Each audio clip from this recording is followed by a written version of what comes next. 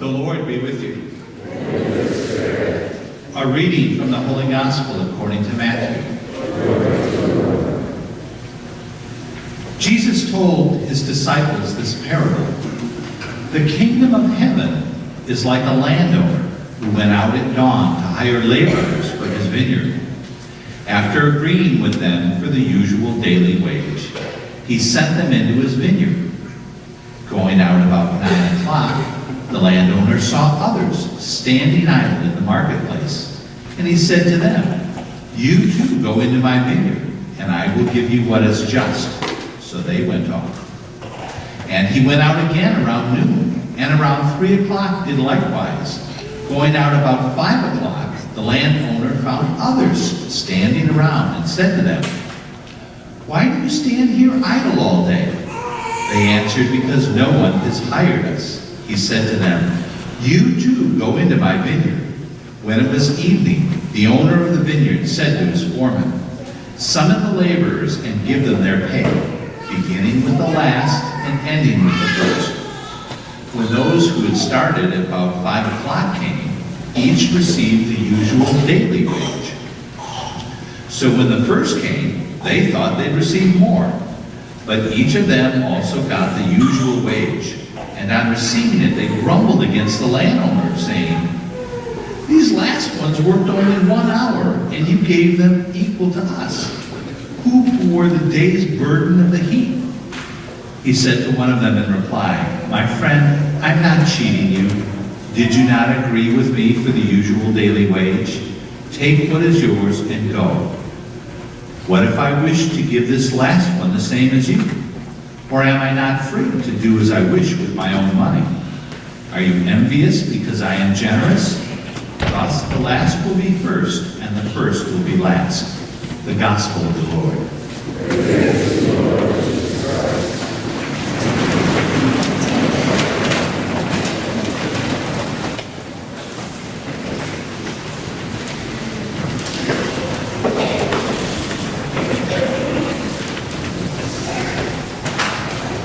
It's good to be back. I missed it. I did. I know what it feels like for a husband to miss his wife when he goes on a trip, because I really did miss you. And I prayed for you every place that I went. I prayed for you.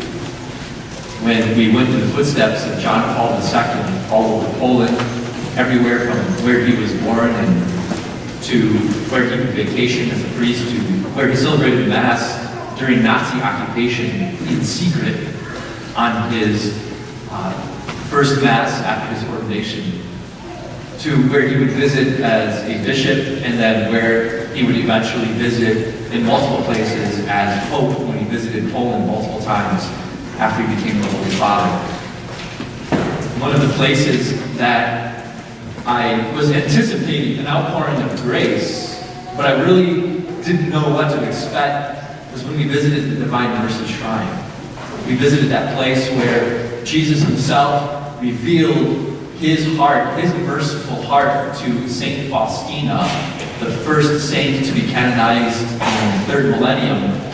He revealed to her the nature of his Sacred Heart, announcing that we're living in a time of great mercy. We're living in a time in which his mercy is being extended to the world in a very special way, because he's giving one last chance to mankind to turn their hearts to him. This is particularly significant as we hear the gospel, because if you can imagine you have every single morning in the Middle East, in Jerusalem and in cities where there are landowners with great vineyards and plantations, the laborers were kind of at the bottom of the barrel. What they would do is, in a lot of places, there'd be this big wall. So imagine a wall right here, and you're a laborer, and you get up every single morning, and you line up at 6 a.m. And everybody knows in town that you got to line up at 6 a.m. if you want to get a shot at being employed for that day. And they would do it every single morning. They would do it for their families, for their wives, and for their children. And if they didn't show up at 6 a.m., they might not get work. If they slept in, if they showed up later, they might not get work, and their family might not eat that day. It was that level of desperation for these laborers each morning. And so they would line up and they would wait for the landowners to come, who would then say, you, come with me. And it was just this great lineup. And they would get paid 1 denarius every single day, which is what you would need to feed your family that day. It was a very low wage, but it's what you needed. It was the basics. And so for the landowner, this one particular landowner, to come at 6 a.m. into the marketplace, and he would pick these guys, and they would go into his vineyard under the agreement of 1 denarius. But this landowner, he didn't stop there. He knew that there would be men who would sleep in the morning.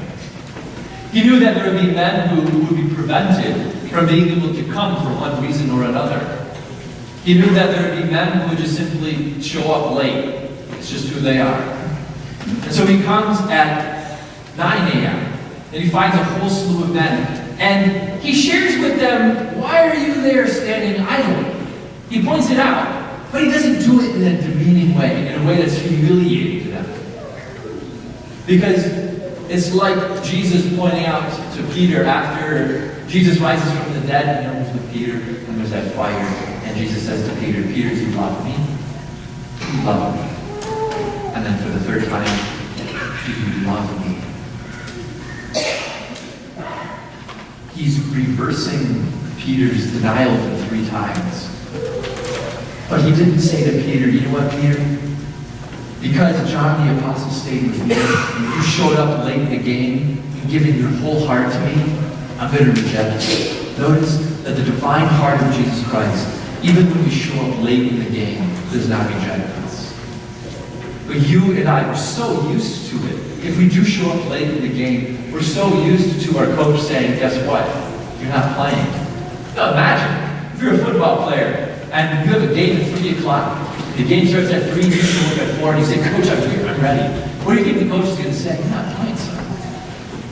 And rightfully so, he would say. If we showed up to work late, every day, we go, boss, I'm here. You would say, I'm beginning to wonder if you really care about the rest of your employees, and your co-workers, and your investment in this business. And he may rightfully say, I'm not going to employ you. I'm going to have to let you go.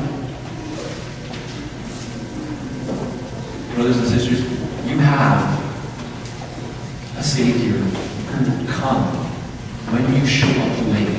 And he will say, I know. I know you blew it.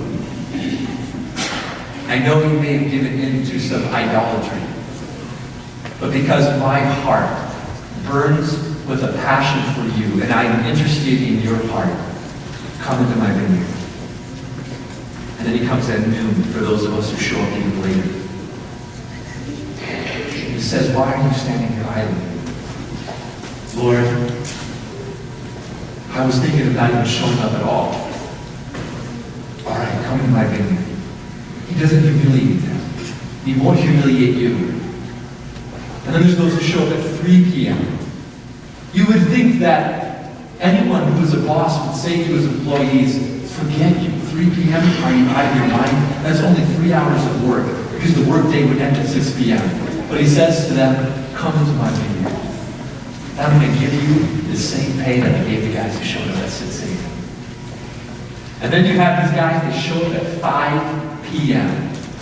These are the people who show up at the last hour of their death, on their deathbed. I've had so many of these, and I love it.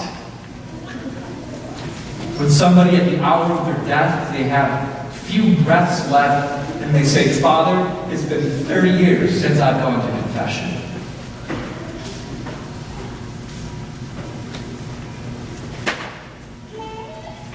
And then they just bare their soul.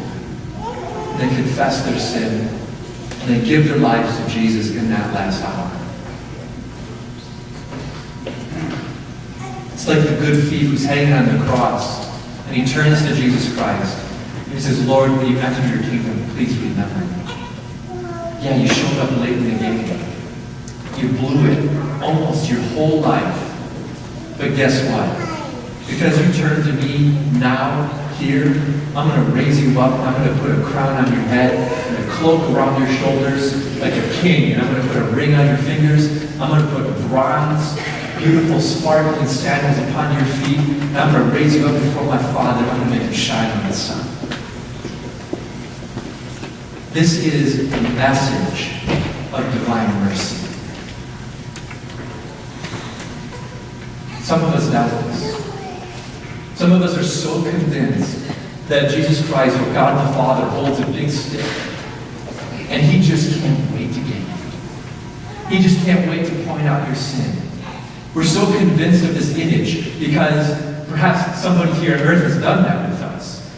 Somebody that we're close to, somebody that we love. We blow it in front of them. We mess up. We show up late. We made a huge mistake, or we did something that we completely regretted, or we transgressed against somebody, or we sinned against somebody, or we just seem like, I just blow it all the time, I just mess up all the time. We're so used to people saying, you're a mess up. You don't have what it takes. You're no longer worthy, you're no longer worth it. You're no longer worth my effort. You're no longer worth me putting time and energy into you, because this is the 1,000th time. I'm finished with you, I'm done with you. So many of us, we experience that again and again and again. And it's formed in us this image. And we've kind of transferred this onto the Father. As if He looks at us and says, I'm done with you. I'm tired of your sin. I no longer have any more mercy. And so we give up. We give in to this lie. We bought into the lie that my sin is too great for the Father to forgive. And we forgot that His heart is a heart that burns like a furnace for His sons and daughters. He is in love with you. We forget that the heart of the Father, when He sees His prodigal son coming back home, He wished death upon his dad. Dad, give me my inheritance, which you only get when your dad dies in Jewish culture. And so for Him to say, Dad, give me your inheritance, is to say, Dad, I wish you were dead.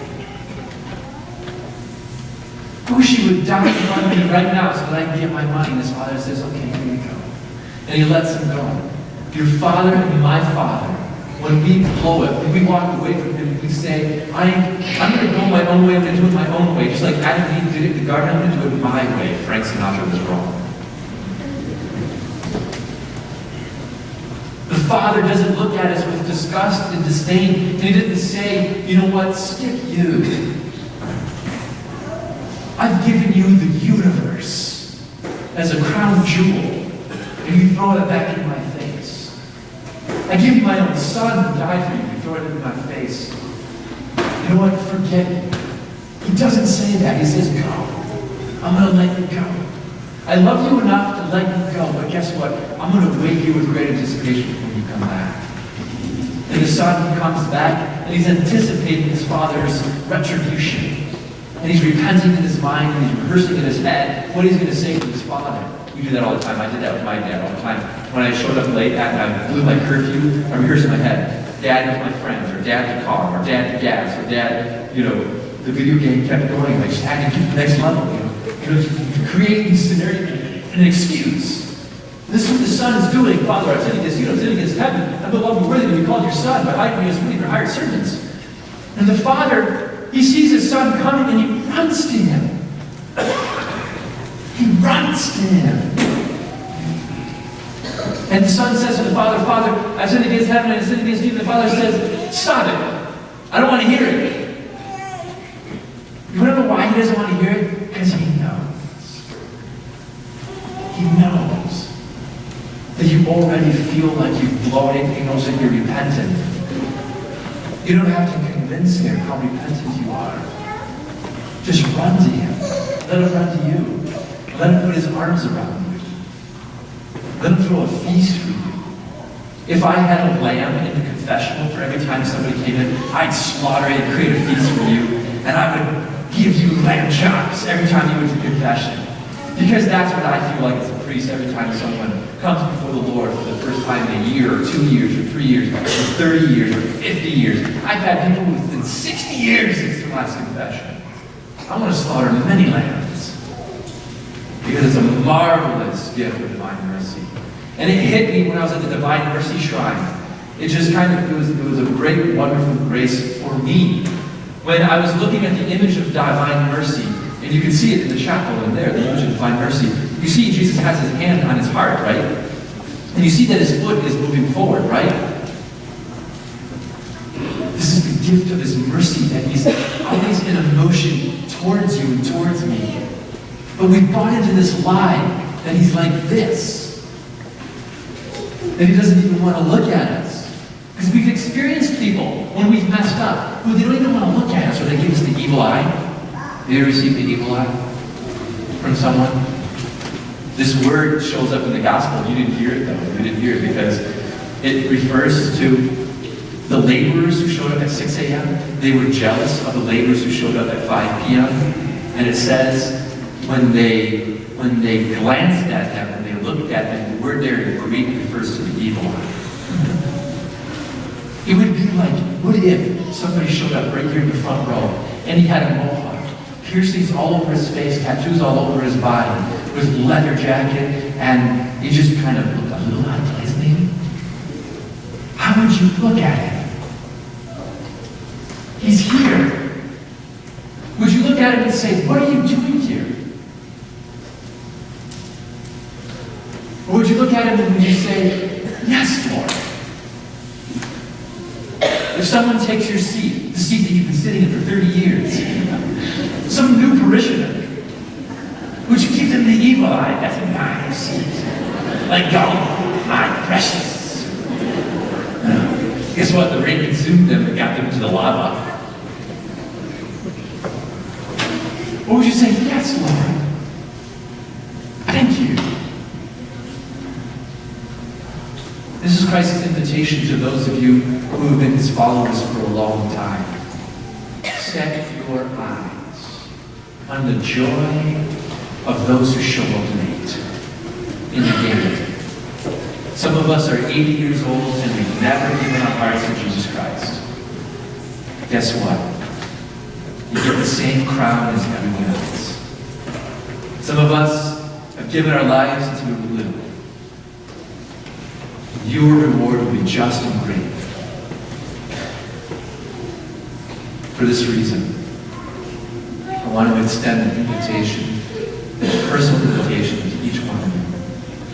Sign up for the Alpha Course, which is a handshake introduction to the person of Jesus Christ, what he's done for us, the great plan that he has for each one of us. So many people don't know him. And if you've known him for 30 years or 40 years, I still want you to still know him. Why?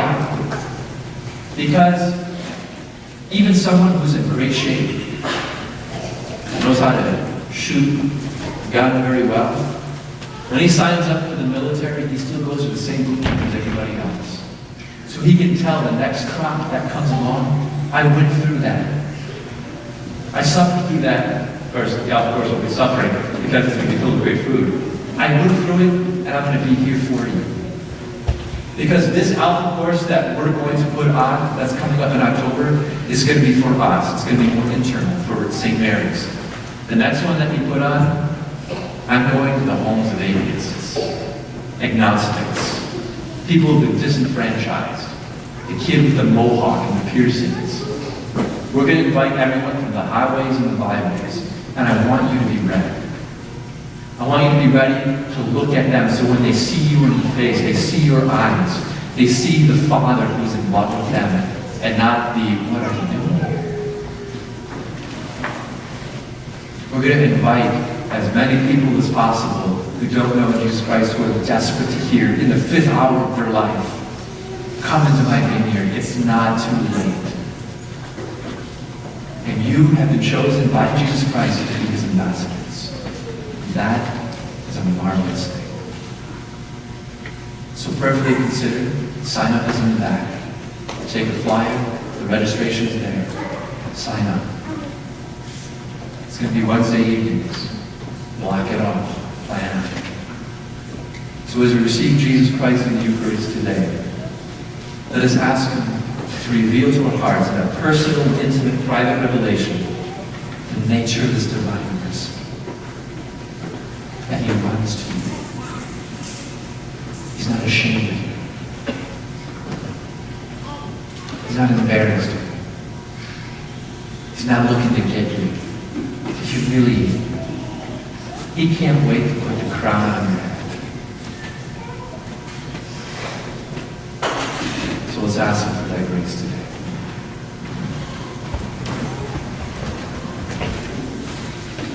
So with gratitude, to the one who loved us